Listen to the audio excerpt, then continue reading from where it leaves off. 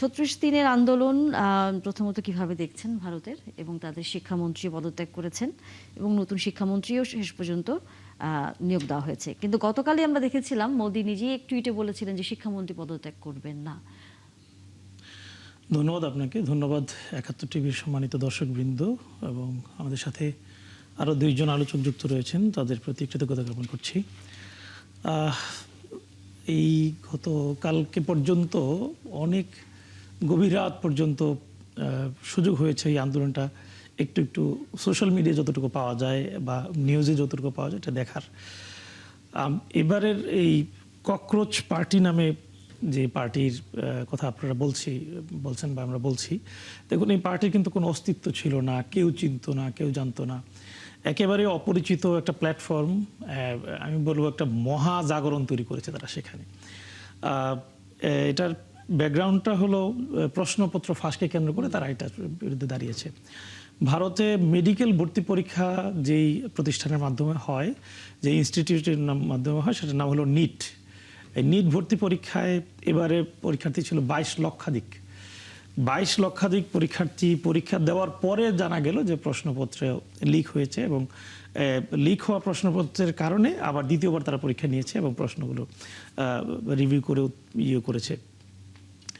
ভারতে এই প্রথম প্রশ্নপত্র ফাঁস হয়নি, এর আগেও প্রশ্নপত্র ফাঁস হয়েছে এবং প্রশ্নপত্র ফাঁসকে কেন্দ্র করে এরকম আন্দোলনও হয়েছে। আন্দোলনের প্রেক্ষিতে প্রধানমন্ত্রী নরেন্দ্র মোদী সংসদেও বক্তব্য দিয়েছে যে আমরা এমন আইন করছি ভবিষ্যতে আর প্রশ্নপত্র ফাঁস হবে না, কিন্তু ফাঁস হয়েছে।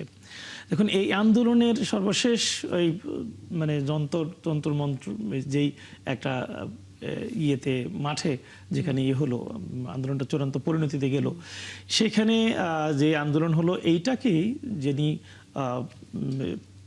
মন্ত্রী পদত্যাগ করলেন, পদত্যাগ করার আগে যেই চিত্রটা আমরা দেখলাম, এই চিত্র দেখা যায় যে এটা একেবারে তুলনীয় নয়, কিন্তু এই শ্রীলঙ্কায় যে গণঅভ্যুত্থান হলো, নেপালে যে গণঅভ্যুত্থান হলো, ভুটানে হলো, বাংলাদেশে হলো, এটার সাথে একটা ক্যাটাগরিতে যদি আপনি একটু রিলেট করার চেষ্টা করেন, সেটা হলো তরুণরা এখানে খুব স্বতঃস্ফূর্ত অংশগ্রহণ করেছে এবং তরুণদেরকে সাহস জুগিয়েছে হলো দেশের সর্বস্তরের মানুষ। এই আন্দোলনে দেখবেন একেবারে কোথা থেকে কিভাবে খাবার আসছে, কে পানি নিয়ে আসছে, কে কিভাবে অংশগ্রহণ করছে। একজন দেখলাম যে গতকালকে রাতেই সম্ভবত দেখলাম একজন অস্ট্রেলিয়া থেকে সে লক্ষাধিক টাকার টিকিট কেটে এসেছে, আরো কয়েক লক্ষ টাকা সে এখানে এসে খাবার টাবার কিনে সবাইকে দিচ্ছে, এটা বলছে। অর্থাৎ কেউ এখানে নেগোসিয়েট করে কাউকে নিয়ে আসছে এরকম নয়, সবাই স্বতঃস্ফূর্তভাবে অংশগ্রহণ করেছে। তবে মূল অংশগ্রহণকারী ছিল তরুণরা বা ছাত্রদের অংশ। এই চিত্রটা কিন্তু গত এই যে আমি বললাম নেপাল, ভুটান, তারপরে বাংলাদেশ, এইটাতে হয়েছে, এই ইয়েতে হয়েছে। এই আন্দোলনে বিশেষভাবে নজর কেড়েছে হলো পরিবেশ কর্মী সোনাম ওয়াংচুক, যিনি শিক্ষাবিদও বলা যায় একদিক থেকে, শিক্ষাবিদ হিসেবে তিনি সেখানে অংশগ্রহণ করেছেন। তিনি প্রায় ২৬ দিন অনশন করেছিলেন। এই যে আমি বলবো ন্যায়ের পক্ষে অথবা একটা অন্যায়ের বিরুদ্ধে সর্বস্তরের মানুষের অংশগ্রহণ, এটা আমি মনে করি একটা আশাবান্ধক বিষয় এবং তারা যে প্রত্যাশা করছে ভবিষ্যতে এরকম লিক না হওয়া, এটা আমি মনে করি যে সরকারের এর মধ্য দিয়ে একটা শিক্ষা হলো আর কি। তবে এটার সাথে একটু যদি বাংলাদেশের চিত্রটা আপনি দেখেন, মন্ত্রী পদত্যাগ করে একটা কথা বলার চেষ্টা করেছেন যে আমি এই জন্য পদত্যাগ করেছি যে কেউ যাতে দেশের বিরুদ্ধে এই আন্দোলনটাকে কাজে লাগাইতে না পারে, এটা মন্ত্রী বলার চেষ্টা করেছেন। কেন এটা বলেছেন? তিনি বলেছেন যে প্রশ্নপত্র লিক হওয়া পরবর্তী প্রত্যেকটা পদক্ষেপে আমি সিদ্ধান্ত নিয়ে এটা যাতে না হয় সে উদ্যোগগুলো গ্রহণ করেছি, কিন্তু এরপরে যেহেতু আন্দোলন থামছে না, সুতরাং আন্দোলনটা যাতে ভিন্ন খাতে প্রভাবিত না হয় সেজন্য আমরা এই কাজ করেছি। কিন্তু বাংলাদেশে যদি এই ঘটনা ঘটতো বা এই অল্প কিছুদিন আগেই শিক্ষামন্ত্রী একটা মন্তব্য করেছেন, মন্তব্যের প্রেক্ষিতে একটা আন্দোলনও হয়েছে এবং সেখানেও শিক্ষামন্ত্রী পদত্যাগ চাওয়া হয়েছিল।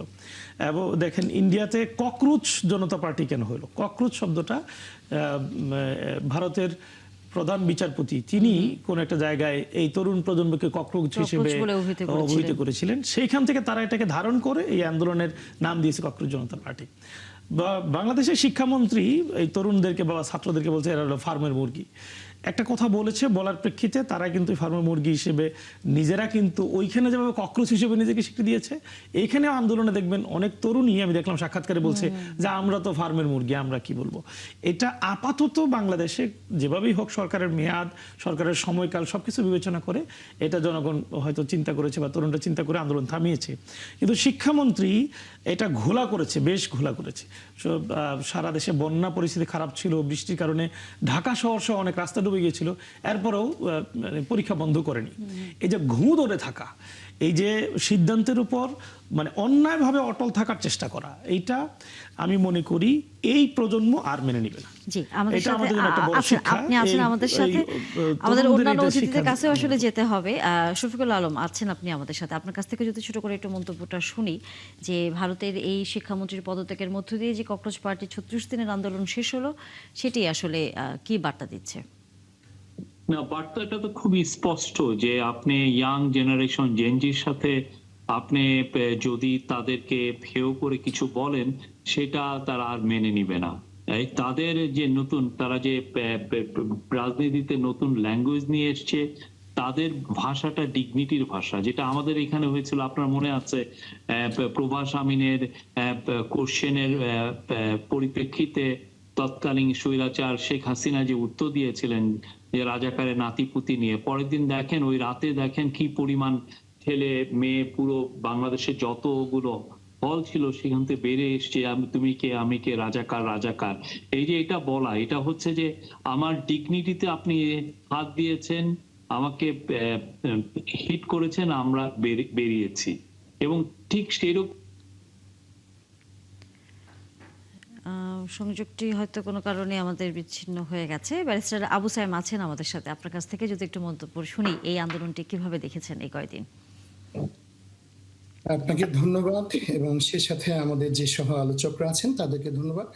৭১ টিভি সকল কলা কুশলী এবং দর্শকদের শুভেচ্ছা এবং সালাম।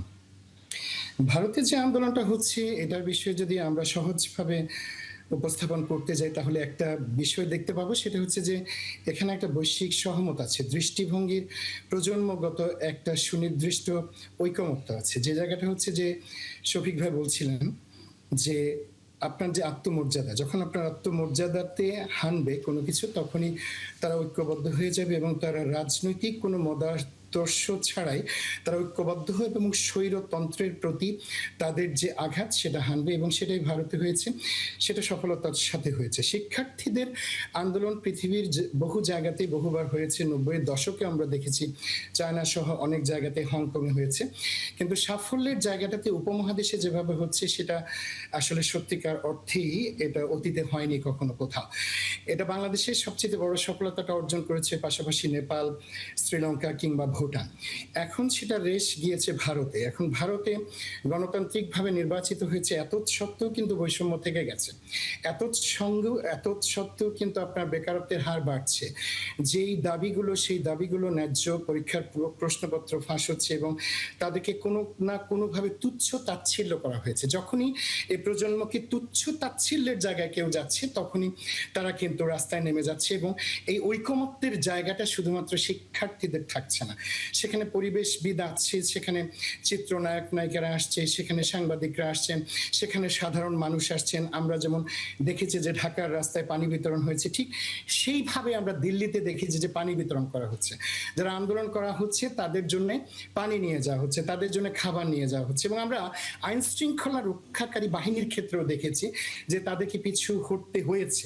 সুতরাং এই জায়গাটা একটা বার্তা দিয়ে দিচ্ছে যে এই বার্তাটা গণতন্ত্র, আইনের শাসন এবং বৈষম্য বিরোধী যে আচরণ রাষ্ট্রের কাছ থেকে সাধারণ মানুষ চায়, শিক্ষার্থীরা চায়, নতুন প্রজন্ম চায়, সেটা থেকে খুব বেশি দূরে সরে থাকা যাবে না।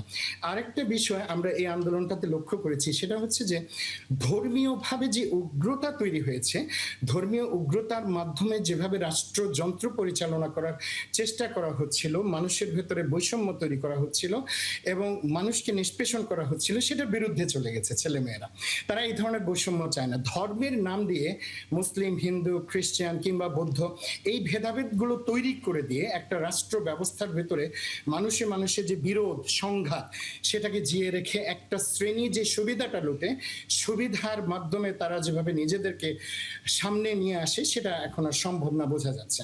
তো এটা সামনের দিনগুলোতে এটা যে আরো অনেক বড় আকার ধারণ করবে। আজকে হয়তো আন্দোলনটা থেমে গেছে, শিক্ষামন্ত্রী পদত্যাগ করতে বাধ্য হয়েছে, তিনি যা কিছুই বলেন না বলেন, কিন্তু আদ্যোপান্তভাবে যদি বিশ্লেষণ করা হয় তাহলে কিন্তু এ কথা অস্বীকার করবার কোনো অবস্থানই নেই যে পুরো রাষ্ট্রযন্ত্র, যারা আপনার রাজনীতিবিদ, নীতি নির্ধারক, তারা কিন্তু সবসময় সাধারণ মানুষের স্বার্থের বিরুদ্ধে একটা অবস্থান নেয়।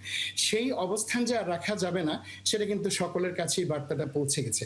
সামনের দিনগুলোতে আমার কাছে মনে হচ্ছে যে শুধু উপমহাদেশ নয়, গোটা বিশ্বে শিক্ষার্থীদের যে একই ধরনের চেতনা, সেই চেতনাটা আরো বেশি শক্তিশালী হবে এবং পৃথিবীর সকল দেশেই ইনক্লুডিং বাংলাদেশ, যে এখানে কেউ ধর্মভিত্তিক সমাজ ব্যবস্থা বাস্তবায়ন করতে গিয়ে মানুষের উপরে এমন কোনো কিছু চাপিয়ে দিতে পারবে না যেটা মানুষ পছন্দ করে না, কিংবা ধরেন অন্য যে কোনো ভেদাভেদ সেটা কিন্তু মানুষ মেনে নেবে না। আমরা বৈষম্যহীন বাংলাদেশ গড়বার জন্য যে 5ই আগস্ট নিয়ে এসেছি, সেই 5ই আগস্টের প্রত্যাশাটাও কিন্তু আপনার গণতন্ত্র, আইনের শাসন এবং সকলের জন্য সাংবিধানিক এবং আইনগত যে সমান সুযোগ সুবিধা, সেই সুযোগ সুবিধা আশা করি এটা থেকে আমরা সকলেই কোনো না কোনোভাবে শিক্ষা গ্রহণ করতে পারব। নিশ্চয়ই, অবশ্যই যারা রাষ্ট্র পরিচালনা করবেন তারা নিশ্চয়ই এখান থেকে শিক্ষা নিয়ে সাধারণ মানুষের কথা ভাববেন। আমরা সেই প্রত্যাশা রাখতে চাই, আমাদের সাধারণ মানুষের প্রত্যাশা এই রাষ্ট্রের কর্তা ব্যক্তিদের কাছে তেমনই থাকে।